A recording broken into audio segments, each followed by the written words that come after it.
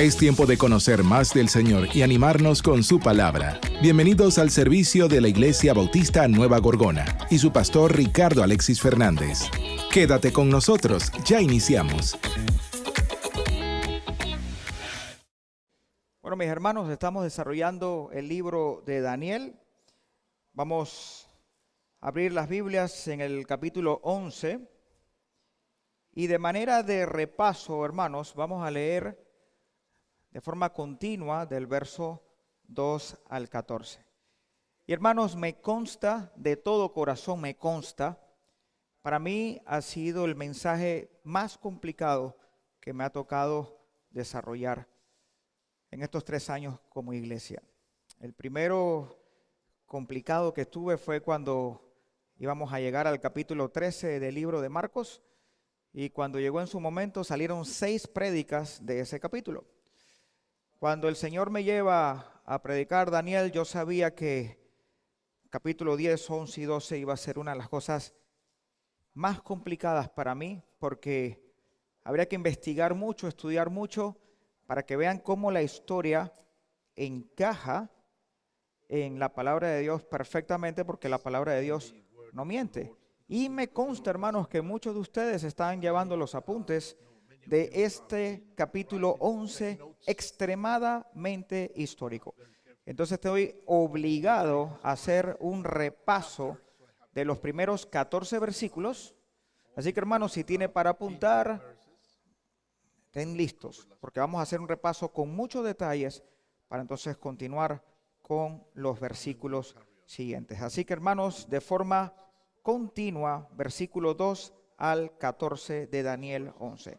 Atención, hermanos, y busquen sus Biblias. Y dice así: y ahora yo, ese es el ángel que está hablándole a Daniel desde el capítulo 10. Recuerden que es una sola visión, la última. Y este ángel le dice a Daniel: y ahora pues, yo te mostraré la verdad. He aquí que aún habrá 3 reyes en Persia, y el cuarto se hará de grandes riquezas, más que todos ellos. Y al hacerse fuerte con sus riquezas, levantará a todos contra el rey de Grecia. Verso 3 y 4. Se levantará luego un rey valiente, el cual dominará con gran poder y hará su voluntad.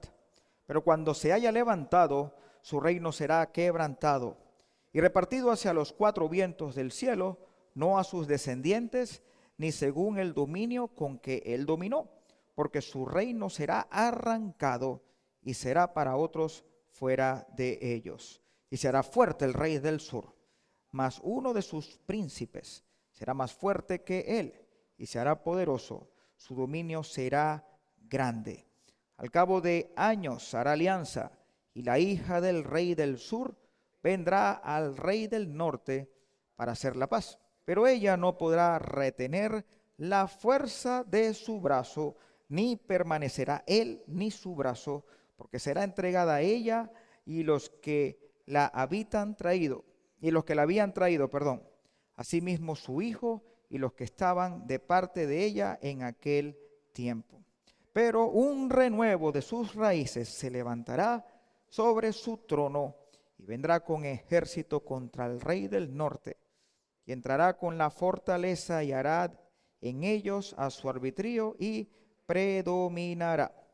Y aún a los dioses de ellos, sus imágenes fundidas y sus objetos preciosos de plata y de oro, llevará cautivos a Egipto, y por años se mantendrá él contra el rey del norte. Así entrará en el reino el rey del sur y volverá a su tierra. Mas los hijos de aquel se airarán y se reunirán multitud de grandes ejércitos, y vendrá apresuradamente e inundará y pasará adelante. Luego volverá y llevará a la guerra hasta su fortaleza, por lo cual se enfurecerá el rey del sur y saldrá y peleará contra el rey del norte. Y pondrá en campaña multitud grande, y toda aquella multitud será entregada en su mano. Y al llevarse él la multitud, se elevará su corazón y derribará muchos millares, mas no prevalecerá. y el rey del norte volverá a poner en campaña una multitud mayor que la primera, y al cabo de algunos años vendrá apresuradamente con gran ejército y con muchas riquezas. Y el verso 14 dice, y en aquellos tiempos se levantarán muchos contra el rey del sur, y hombres turbulentos con tu pueblo se levantarán para cumplir la visión, pero ellos caerán. Así que hermanos, nuevamente repito, espero que tengas tus apuntes y pongas atención, porque ahora nuevamente voy a repetir de forma continua lo que significa estos primeros 14 versículos que aprendimos la semana pasada. Y esto lo estoy haciendo, hermanos, por amor a ustedes y por amor a mí mismo, porque ha sido uno de los capítulos más complicados para mí desarrollar como pastor, porque hay tanta información que escribió Daniel, y por eso que el mundo dice, no puede ser que haya sido antes que pasara, eso tuvo que ser después. Pero tú y yo sabemos que fue antes. ¿Por qué? Porque tenemos fe en el Señor y el Señor no miente. Así que hermanos, aquí está la descodificación de los primeros 14 versículos. El ángel le comenta a Daniel que habrá 3 reyes en Persia y el cuarto será más grande. Esos reyes, hermanos, era Ciro. Ciro ya estaba con Daniel, ya lo conocía, pero posterior a Ciro se iba a levantar Cambises, Seud Esmirdes, Darío y por último este fuerte Jerjes IV. Este Jerjes IV fue el que invadió a Grecia en el año 480 antes de Cristo. Y este Jerjes IV es el Asuero que aparece en el libro de Esther. ¿Y qué pasa, hermanos? El ángel continúa diciéndole a Daniel que el imperio persa, el que estaba viviendo Daniel en carne propia, ya adulto, será conquistado. Esa conquista contra Persia la hizo Alejandro Magno. ¿Y qué pasa, hermanos? Alejandro Magno, en su momento más alto como rey, que se puso a llorar y decía, ya no hay más nada que conquistar, a los 33 años, él muere, producto de borracheras, orgías, de toda locura. Inclusive se ve mucho la homosexualidad en ese gobierno griego, y muere en el año 323 antes de Cristo. ¿Y qué pasa, hermanos? Cuando se muere la cabeza, se divide todo ese poder en sus 4 generales. Y esos 4 generales, hermanos, fue Casandro, Ptolomeo, Lisímaco y Seleuco. Entonces hasta allí el ángel está diciendo todo esto a Daniel, y Daniel está escribiendo el futuro literal. Pongamos atención, hermanos. Más adelante se levantaría un rey al sur de la ciudad santa. Por eso que dicen el rey del sur y el rey del norte. Explicamos que ese sur es de la ubicación de la ciudad santa. Si tú dices aquí, ¿cuál es el sur de Panamá? Entonces tú dices tal lugar. Entonces el punto de referencia es la ciudad santa. Y con mucha fuerza se iba a levantar un rey. Y ese rey era del linaje de Ptolomeo. ¿Y cómo se llamó? Ptolomeo Auletes. ¿Qué pasa? Pasa un tiempo, hermanos queridos, y se dio una alianza. Lo acabamos de leer. Y esa alianza era entre el rey del sur con el rey del norte. O sea, el linaje de Ptolomeo con el linaje de Seleuco. Hubo una alianza. ¿Esa alianza en qué consistía, hermanos queridos? Estamos dando historia y está escrita y se escribió antes que pasara. Esto es lo hermoso de esto. Demasiado hermoso. Ptolomeo III, el rey del sur, tuvo una hermana llamada Berenice Cira. Ella se casa con Antíoco II Teos, o sea, del linaje del rey del norte. ¿Qué pasa? Ellos estaban casados y Antíoco II Teos le dice a Laodice I, su esposa, ya no quiero saber nada de ti. La repudió, la desechó y se divorciaron. ¿Y qué pasó con esta mujer? Quedó con esa espina clavada y dice, yo me voy a vengar. ¿Y qué pasó? Logró vengarse. cuando Laodice I fue llamada para que volviese a ser esposa de Antíoco II Teos, ella aprovechó ese momento de esposa y envenena a su esposo, envenena a Berenice Sira, envenena a los hijos de ellos y a todos los miembros de la corte. A todos se los voló en sed de venganza por haber sido desechada. Así que, hermanos, la alianza que estamos hablando del rey del norte con la del sur se rompe, obviamente. Todo era político. Y entonces, ¿quién queda de rey? El hijo de Laodice I, o sea, Seleuco Calínico queda de rey. Entonces, ¿qué pasa? Hubo una matanza. Y si hay matanza, hay sed de venganza. Hubo odios, divisiones. Y Ptolomeo III Evérgetes organizó un ataque contra Siria y Egipto para combatir contra el rey Seleuco Calínico, el que se puso allí, el que la mamá mató a todo mundo y lo puso a él. Entonces Ptolomeo III Evérgetes quería venganza, porque mataron a su hermana y a su sobrino, y logró la venganza. Ptolomeo III Evérgetes saqueó por completo el reino de Seleuco y tomó para su reinado 40,000 talentos de plata y 2,500 imágenes de dioses. Y al final, hermanos, los egos seguían creciendo. ¿Y quién estaba en medio de todo esto? El pueblo de Dios, Israel, ahí en el medio de todas esas batallas. Y yo le explicaba a ustedes, hermanos, de que a veces estamos nosotros en unos lugares donde no deberíamos estar. Se están peleando dos naciones. Tenemos una hermana en Cristo, donde estas guerras que están por allá, ya ustedes saben, los países, está el país aquí bombardeando al otro, y esta hermana está en el medio. Y nos cuenta, estoy viendo los cohetes pasar arriba mío. Literal. ¿Tú te imaginas a esa gente si duerme? Y si un cohete de esos se desvía y se cae en medio. O sea, la ciudad santa, allí en medio de esta gran tribulación horripilante. Aquí estamos viendo doctrina. Hemos visto doctrina en estos primeros 14 versículos, del 2 al 14. Les diré lo que hemos visto. Hemos visto historia pura. Hemos visto la doctrina que queda clara, es que todas las páginas de las Sagradas Escrituras, hermanos, no mienten. No se pueden poner en tela de duda. A tal punto que aquí cuando se predicó el libro de Jonás, todavía a una persona con altos grados de escolaridad, dicen que es imposible que Jonás estuvo tantos días en el vientre del gran pez.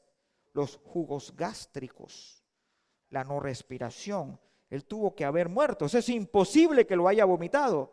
Por ende, la Biblia es falsa. Y no es falsa, hermanos. La doctrina es que las Sagradas Escrituras son la palabra de Dios, donde tú y yo tenemos que descansar, donde tú y yo tenemos que predicarla y cumplirla, porque esto es santo. Así que no podemos permitir, hermanos queridos, que en las reuniones que tengamos, ministeriales, de compañerismo, de lo que sea, no se predique la palabra de Dios. No puede ser que tengamos lugares de convivencia si no se abre la Biblia. No pueden existir pastores donde dice Dios me dijo y habla y habla y habla y la Biblia cerrada.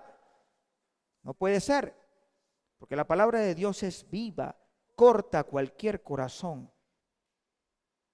quebranta cualquier vida.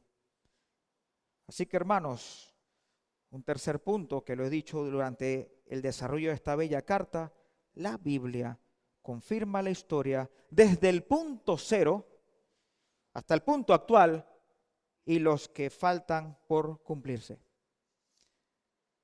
Hay un Génesis 1:0, hay un Génesis 1:1. Estamos hoy hablando, pleno 2024, y hay cosas todavía que no se han cumplido y se cumplirán. ¿Por qué? Porque están en la palabra de Dios. y les había regalado, hermanos, un versículo bíblico la semana pasada que fue segunda a Timoteo, capítulo 3, versículos 16 y 17. Y dice, toda la escritura es inspirada por Dios y útil para enseñar, para redarguir, para corregir, para instruir en justicia, a fin de que el hombre de Dios sea perfecto, enteramente preparado para toda buena obra. Eso es lo que hace la palabra de Dios. Si usted quiere omitir la palabra de Dios, no va a ser enseñado, no va a ser instruido, no va a ser corregido, no va a ser redarguido, y su vida hará simplemente lo que usted quiera hacer. Así que, hermanos, dado esta introducción, entramos en materia en el episodio 4 de la serie Pasado, Presente, Futuro, titulado De Mal a Peor. Y vamos a ver hoy del verso 15 al 21 de Daniel 11. Leamos, hermanos, el verso 15 al 17. Y dice así: vendrá pues el rey del norte y levantará baluartes y tomará la ciudad fuerte, y las fuerzas del sur no podrán sostenerse, ni sus tropas escogidas, porque no habrá fuerzas para resistir.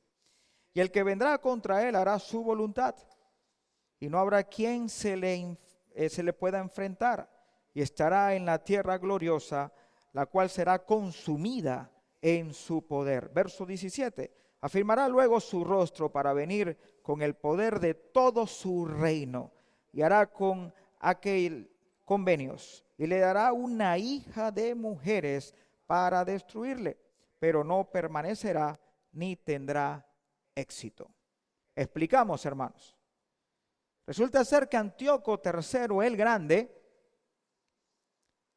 consiguió detener el declive que estaba su línea de Seleuco, o sea, la Seleucida. Era un líder y derrotó a todos los rebeldes. Y pongo la palabra rebeldes entre comillas porque ustedes saben que esos 4 generales se están peleando entre ellos. Y obviamente si tú estás contra mí, para mí tú eres rebelde. Pero si este está contra este, también es rebelde, por eso que lo pongo entre comillas.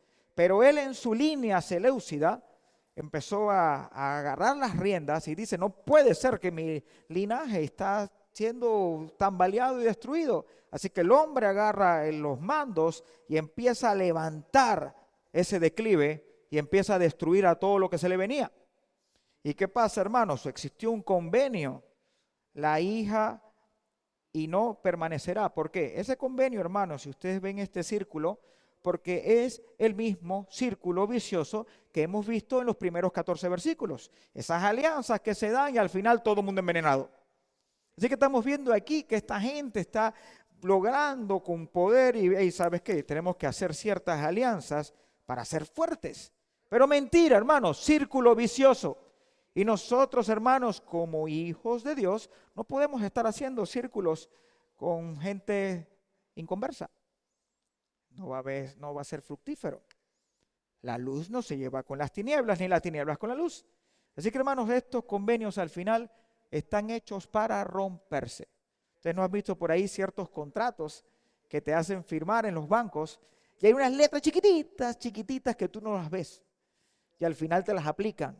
Pero yo no vi eso, ahí están. Al final, hermanos, siempre la lucha de poderes va a estar y el enemigo, hermanos, no va a haber tregua. Él siempre va a querer matar, hurtar, destruir y que esta casa del Señor no se edifique.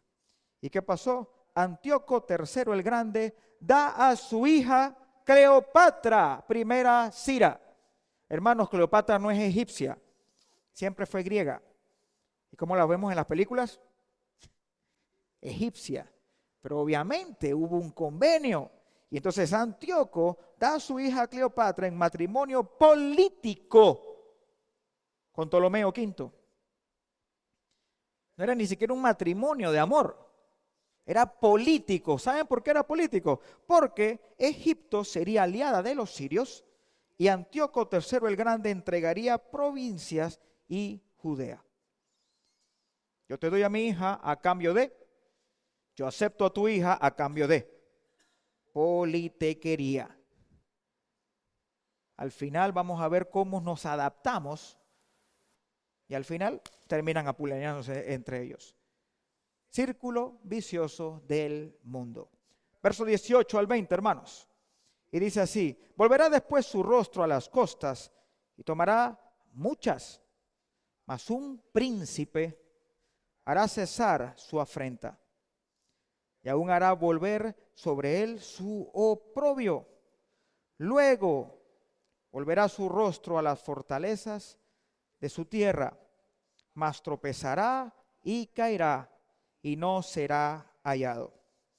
Y se levantará en su lugar uno que hará pasar un cobrador de tributos por la gloria del reino, pero en pocos días será quebrantado, aunque no en ira ni en batalla. ¿Qué pasa, hermanos? Vamos a hacer ese enigma, a desarrollar la descodificación. Antíoco III el Grande ya tenía la alianza, su hija, etcétera, etcétera. Él quería conquistar toda Grecia, quería conquistar todas sus islas, quería conquistar, y ya estaba peleándose con Lisímaco. De los 4, ya habían 2 peleándose a muerte, dizque en tregua, pero ya se estaba peleando con el otro. ¿Ustedes recuerdan, hermanos, la estatua cuando la soñó Nabucodonosor? Oro, plata, bronce, hierro, con barro. Iba de más a mayor. Y aquí, hermanos, en ese deterioro, a pesar que Alejandro Magno era la persona al sol de hoy, uno de los estrategas más grandes del mundo, cuando muere tan joven, ese reinado se divide en 4 generales y en vez de estar ellos unidos y seguir conquistando, se empezaron a pelear entre ellos para demostrar quién era más fuerte. Así que, hermanos, esa frase de divide y vencerás se aplica 100%. Entonces Antíoco quería conquistar a todo el mundo y entre eso ya se estaba peleando con Lisímaco. Y estas peleas entre ellos, ¿cuál era el fin? Yo soy el más fuerte. Y hay algo, hermanos, aquí que tienes que tener en claro. Y la voluntad de Dios se iba desarrollando y cumpliendo. Hermanos, el enemigo muchas veces nos puede atacar, muchas veces. Y el enemigo a veces no sabe que está cumpliendo la voluntad de Dios. Usted también está por acá y de repente pasó una situación como le pasó a Pablo con Bernabé. Ellos tuvieron una discusión y ambos tenían razón en cuanto a Juan Marcos. ¿Y qué pasó? Al final resultó para bien esa discusión porque se empezó a peinar el área por diferentes lugares y que se compartía el evangelio.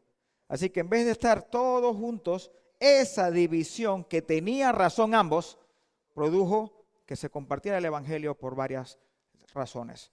Así que, hermanos, aquí estamos viendo que el sueño de Nabucodonosor se estaba cumpliendo al pie de la letra. Y entre ellos se estaban destruyendo y conquistando, pero tenía que pasar porque el Señor ya lo había cumplido. Ustedes se dieron cuenta, hermanos, que allí, cuando estábamos leyendo, se habló de que un príncipe hará cesar su afrenta. ¿Quién era ese príncipe que acabamos de leer aquí? Ese príncipe, hermanos, era Roma. Ya se está oliendo lo que se venía. Todavía Grecia era el imperio grande, pero ya se estaba desmoronando y ya estaba agarrando fuerza Roma. Y ese príncipe hizo parar la afrenta que se estaba formando. ¿Qué pasó, hermanos? Hubo una guerra llamada la Guerra de Antíoco o Guerra Siria. Fue un conflicto militar que tuvo lugar entre las coaliciones dirigidas por Roma y Antíoco III el Grande. Las mismas fue en el Ade, el mar Egeo y Asia Menor. Esta es la famosa guerra greco-romana. Ustedes lo pueden buscar. Llega un paréntesis, hermano. ¿Tú piensas que esto para mí es difícil de predicar? 100% es difícil de predicar. ¿Por qué? Porque es historia pura. Yo pude haber dicho, Hermano Juan, he decidido y ora por mí para que la congregación lo agarre. No voy a predicar el capítulo 11. Y nos vamos directamente porque todo eso es historia. Lo pudo haber hecho y ustedes hubieran dicho, bueno, vamos a respetar la decisión del pastor. Pero si está en la palabra de Dios, hermanos, tiene que tener un propósito para mi vida y para tu vida. ¿Y cuál es el propósito, hermanos? Esta historia que le estoy contando, Daniel la escribió antes que pasara. Y los eruditos que no creen en Dios, que siempre quieren buscarle la quinta pata al gato, cuando el gato tiene 4, dicen, todo es cierto lo que escribió Daniel. Todo. Pero nunca vamos a aceptar que se escribió antes que pasara. Así que, hermanos, me toca predicarlo.